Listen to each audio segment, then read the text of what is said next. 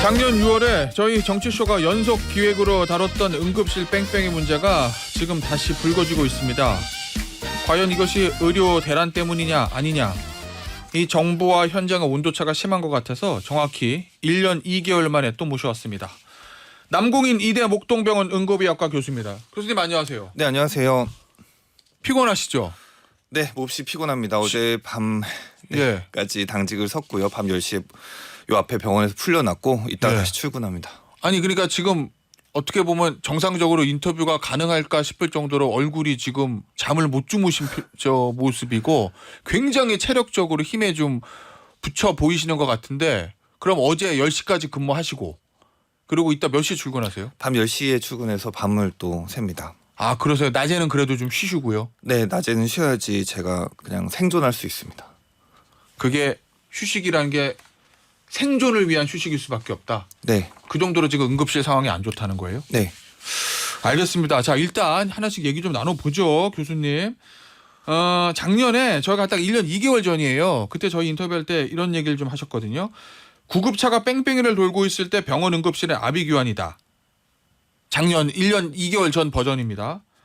그런데 일주일 전에 쓰신 페이스북 글을 그대로 읽어드리면 권역센터에서 의사의 뇌는 5개가 기본이다. 인턴 2를 제외해도 3명 정도는 필요하다. 그런데 지금은 정말 혼자다. 이 얘기는 제대로 진료를 하려면 그래도 전문의가 5명은 있어야 되는데 의사가 5명이 있어야 되는데 지금 나 혼자서 한다. 이 얘기인가요? 인턴의 역할까지 다? 네, 그렇습니다.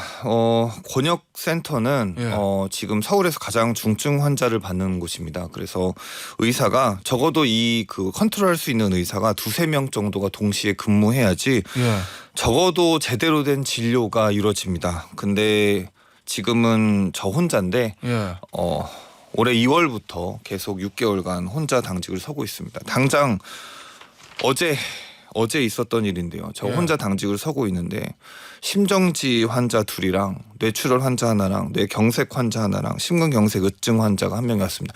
1시간 내로 다 왔어요. 모조리. 5분이? 5분이 다 왔습니다. 5명 정도 권역에서 거부해서는 안 되는 환자고 그래서 일단은 제가 근처라서 수용을 했습니다. 5명 다 살았거든요. 근데 사실 원칙대로라면 이 5명이 나눠서 봐야 돼요. 적어도 2-3 정도가 심정지 하나 정도는 나눠서 봐줘야 됩니다. 근데 다 살아나긴 했어요. 운이 좋아서입니다. 운이 좋아서. 그냥 죽어도 돌아가셨어도 사실은 어떻게 할 수가 없어요. 제가 어떤 환자를 보고 있으면은 다른 환자는 못 보니까요. 제 뇌는 하나니까요. 왜냐하면 심정지 환자가 만약에 동시에 들어왔다고 하면 한 분 이 심정지 요거 진료하실 동안 다른 분이 심정지 오면 커버가 안 되는 거잖아요. 네. 다행히 둘 다 바로 제가 처치해서 돌아왔는데 근데 사실은 다시 심정지가 난다든지 다른 의식이 떨어진다든지 다른 사망 사건이 난다든지가 전혀 대처가 안 되는 거죠. 아주 위험한 의료 행위를 지금 하고 있고 그분들도 그냥 운이 좋아서 살아난 겁니다. 교수님 어제 이제 그 상황에 선생님 한 분 계신데 지금 남 교수님 한 분 계신데 1시간 동안에 그 중증 환자들 긴급한 환자들이 5명이 왔다는 거잖아요. 네. 어제만 그런 일이 있었습니까? 아니면 늘상 최근에 그런 일이 벌어집니까? 원래 권역센터는 그렇게 오는 데입니다.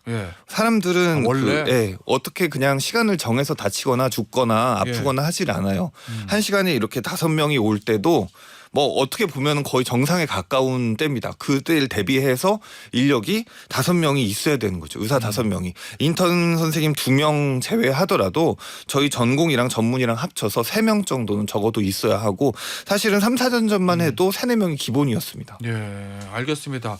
이 남궁 교수님 말씀대로 하면 작년 1년 2개월 전에 저희랑 인터뷰할 때도 응급실에 과밀화라든지 그 뺑뺑이 문제가 있었는데 지금은 훨씬 더 심각하다. 이런 말씀이신 거죠.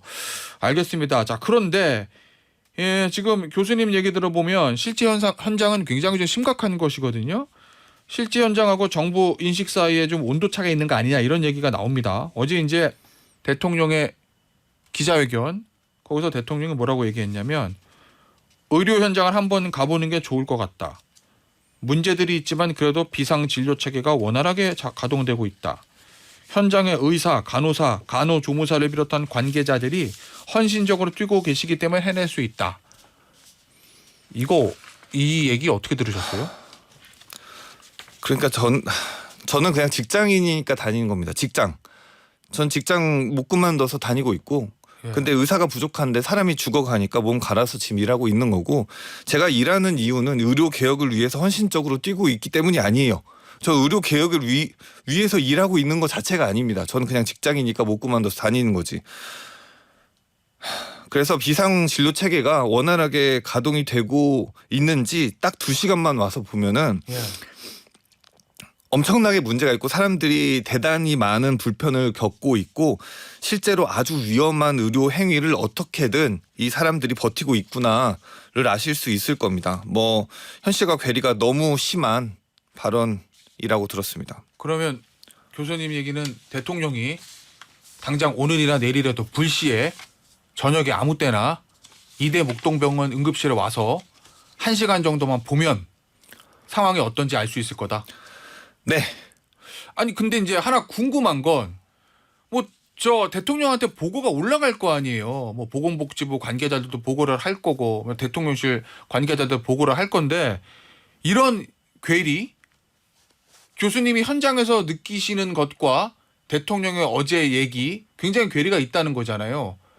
어디서 오는 거라고 보세요? 그 괴리는. 제대로 된 보고가 안 올라가는 겁니까? 그렇게 추측하세요? 아니면 다른 이유가 있다고 보세요?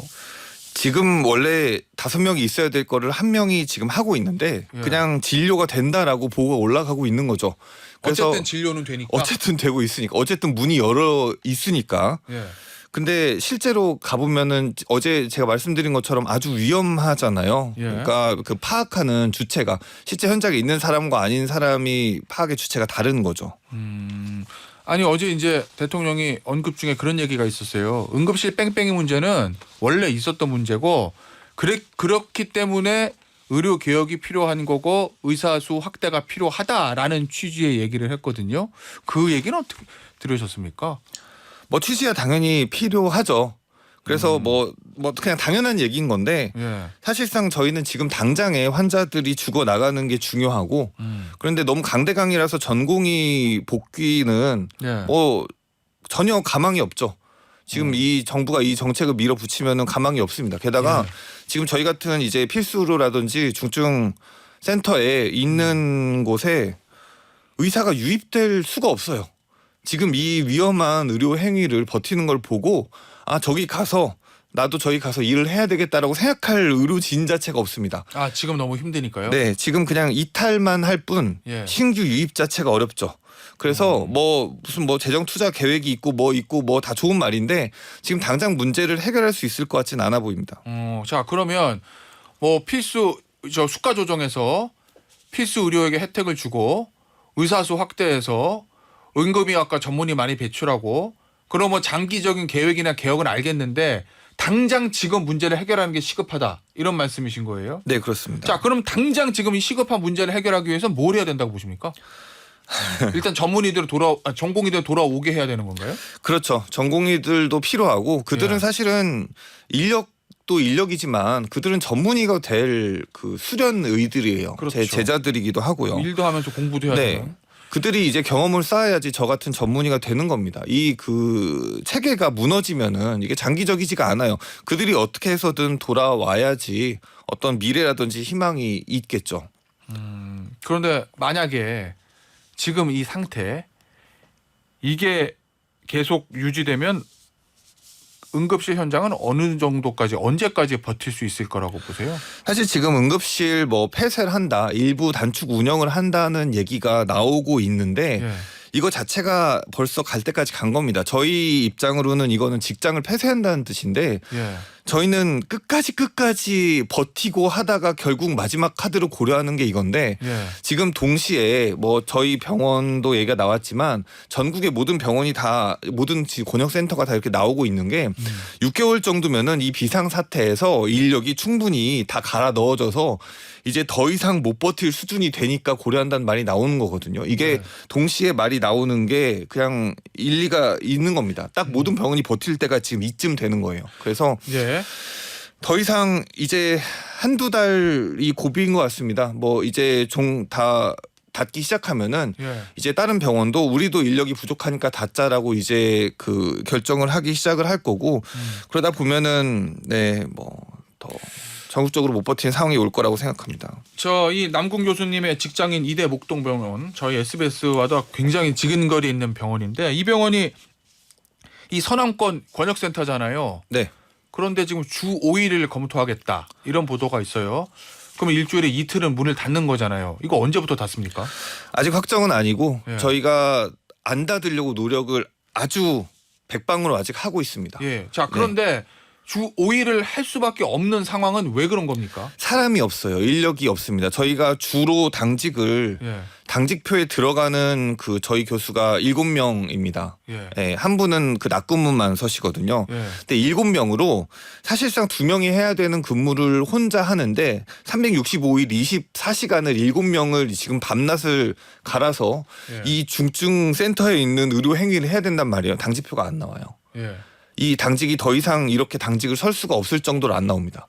그래서 하루 이틀 정도는 비워야지 그나마 저희가 숨 쉴 수 있는 시간이 있어서 이걸 더 갈 거냐 말 거냐를 지금 저희가 결정을 하고 있는 거죠. 왜냐하면 선생님 교수님 제가 생각해봐도 그냥 뭐 사무 업무는 뭐 밤을 새서라도 좀 하면 할 수도 있을 건데 이 의료행위라는 거는 이게 환자의 생명을 다루는 거니까 의사 자체가 체력적으로 부치거나 힘이 들거나 하면은 또 다른 사고가 발생할 위험성도 있는 거잖아요. 그래서 반드시 휴식이 필요하시긴 하신 거잖아요.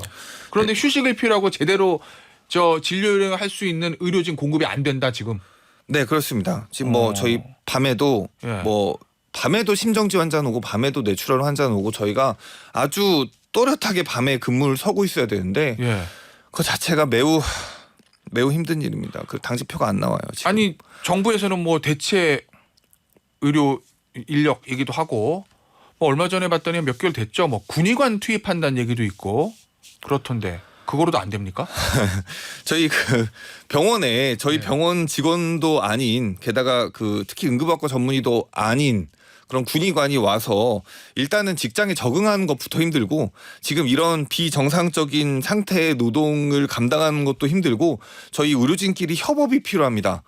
응급실은 다른 과들이랑 얘기할 일이 많아서 협업도 중요한데 예. 이 협업도 잘 될 리 만무하고 그냥 이 시스템에 적응된 숙련된 응급학과 전문의 의료진이 필요합니다.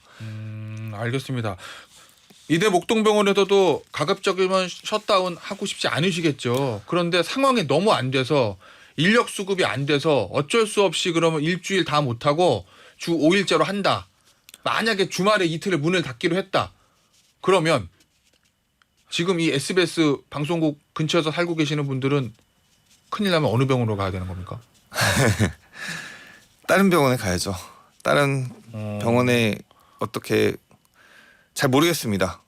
네, 특히 뭐 주말은 저희가 닫지는 않을 거고. 그러니까 예를 들면 네. 제가 뭐 이대 목동병원이 뭐 잘했다 잘못했다 말씀드린 것이 아니라 현실적으로 만약에 버티다 못해도 이대 목동병원이 주 일주일에서 이틀을 못 하게 되면 환자들은 어떻게 해야 되냐라는 걸 질문을 좀 드리는 거예요. 현실적으로 이제 그 구급대 통해서 예. 가능한 병원을 알아봐야겠죠. 근데 예. 사실 뭐 구급대원 그 과중한 업무에 시달리고 있는 구급대원 얘기도 상당히 많이 나오고 있습니다. 현재 저희처럼 이렇게 뭐가 안 되는 병원들이 되게 많고 이 많을 수밖에 없는 게 배우과 진료도 잘 안 되고 응급학과 의료진도 부족하고 하다 보니까 저희가 수용 단계에서 못 받는 경우도 많고 제가 어제 13시간 반 동안 당직을 섰는데 제가 네. 그렇게 열심히 혼자서 뛰었어도 받은 환자보다 못 받는 환자가 더 많습니다. 애초에. 그래요. 예, 그러면 이제 환자들이 이동 거리가 길어지고 뭐 충청도에서 뭐 안구 손상 입은 환자 뭐 어디 강원도에서 뭐 저희 강동에서 어떤 뭐 골반뼈 깨진 환자 저희 쪽 다 수영이 어제 왔는데 저희가 강동은 심지어 받았어요. 골반뼈 깨진 환자. 이런 식으로 환자들 지금 이동 거리가 늘어나고 있고 강원도와 충청도에서도 연락이 와요? 연락이 오죠, 당연히. 아, 뭐 충청도에서 연락이 아예 많이 옵니다. 그래요? 네. 경기도에서는 그냥 무조건 오는 거예요. 아, 그럼 그 충청도랑 강원도에서 연락 온 환자는 못 받으셨어요? 다 못 받았습니다. 사실 저희가 권역에 혼자 지금 서고 있는데 충청도에 네. 있는 환자를 제가 어떻게 책임을 집니까? 그러니까 그것도 다 안타까운 거죠. 그래서 지금 이렇게 기본적으로 수용 병원이 없고 이동 거리가 늘어나고 있는 상황이라서 사실 예. 뭐 저희가 뭐 하루쯤 닫는 것도 뭐 이걸 그냥 그냥 이런 그 연장된 이야기라고 생각을 합니다. 그런데 이게 비단 이대 목동병원 문제가 뿐만 아니라 다른 병원도 만약에 버티다 문을 며칠이라 닫게 되면 환자들은 갈 곳이 없어지는 거잖아요. 그럼 작년에 있었던 말씀해 주셨던 응급실 뺑뺑이 그거보다 더 큰 아비규환 같은 상황이 올 수도 있다. 지금이 훨씬 심한 것 같아요. 지금은 그냥 의사 자체가 없습니다. 의사 자체가 없어서 예. 중과부적입니다. 알겠습니다. 자, 일단 지금 추석이에요, 곧. 추석 때는 워낙 응급실에 찾는 저 환자들이 경증, 중증 가리지 않고 많기 때문에 좀 더 비상일 건데 이 정부에서 응급실 대책 내놨거든요. 이번에 추석 연휴 때. 그거 어떻게 보셨습니까? 추석 때는 무조건 150% 정도의 환자가 더 옵니다. 그러니까 그냥 일반 노동이 그냥 아우 너무 힘들다면은 사실은 추석 때는 사실은 일을 하고 나면 거의 기억이 없을 정도로 환자들이 많이 오는데 혼자서 이거를 저희가 막아내도록 지금 협의가 되고 있고 그런데 이제 뭐 진찰률 좀 더 낸다 그러면은 우와 진찰률 우리가 더 받으니까 기쁘다 추석 때 열심히 일을 해야지 이럴 지금 번아웃이 다 와 있는데 이럴 상황이 될까요? 아니다. 그런 상황이 아니겠죠. 알겠습니다. 네. 지금 교수님을 비롯한 응급실에서 애쓰고 계시는 교수님들, 의사 선생님들, 간호사 선생님들을 향한 응원 문자가 굉장히 많이 오고 있는데요. 저도 제작진도 마음이 무겁지만 지금은 그래도 힘내시고 조금만 좀 버텨주십사 이렇게 말씀드릴 수밖에 없을 것 같습니다. 오늘 인터뷰 좀 마음이 무겁네요. 여기서 마무리하도록 할게요. 지금까지 남궁인 이대 목동병원 응급의학과 교수였습니다. 교수님 감사합니다. 네, 감사합니다.